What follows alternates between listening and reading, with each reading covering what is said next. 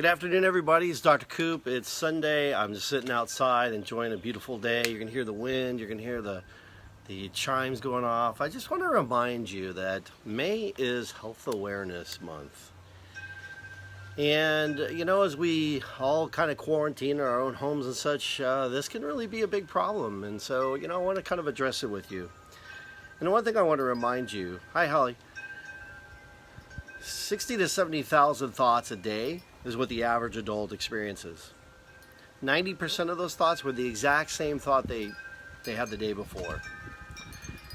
So, if your thoughts are the language of your brain, and the feelings are the language of your body, then you got to understand your thoughts and feelings are going to dictate what you feel and how your body feels. So if you're caught up in these emotions of stress, your body's not going to have the ability to deal with it the way we want it to deal with it.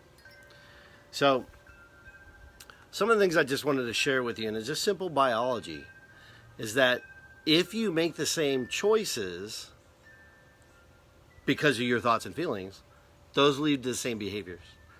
And the same behaviors lead to the same experiences. And the same experiences lead to the same emotions. And the same emotions lead back to the same thoughts.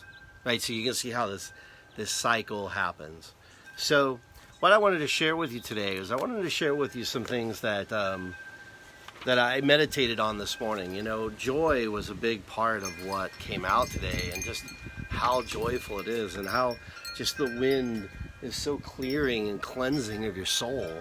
And it's just a thing that I love. So here's my question for you. What if you could teach your body emotionally what it would feel like if you had all your needs met? And what if you could teach your body what it would feel like emotionally that you were empowered by an idea and you had no obstacles?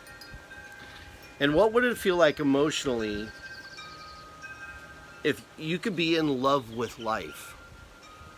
And what would it feel like emotionally if all your attention and energy in the moment was to overcome your self-limitations and your self-imposed limitations, let's say it that way? And what if you could teach your body emotionally how to give creation to a greater mind? How would it feel if you knew that you could create your environment and you could create what you want in the world? What would it feel emotionally if you could give life to life? Be the mind of the healer. You know, I'm going to share an experience with you. Yesterday I had two different experiences. One was with family on the other side of the family we don't see. And these people were so mixed up in the fear, like masks on, they wouldn't shake your hand, wouldn't give you a hug, completely avoided us. And then another friend of ours walking by the house as we were cleaning the car, absolutely wouldn't shake my hand, right? This is fear. This is fear. How do you, when your child was young, how did you build their immune system? You sent them outside in the backyard to go play in the dirt, right?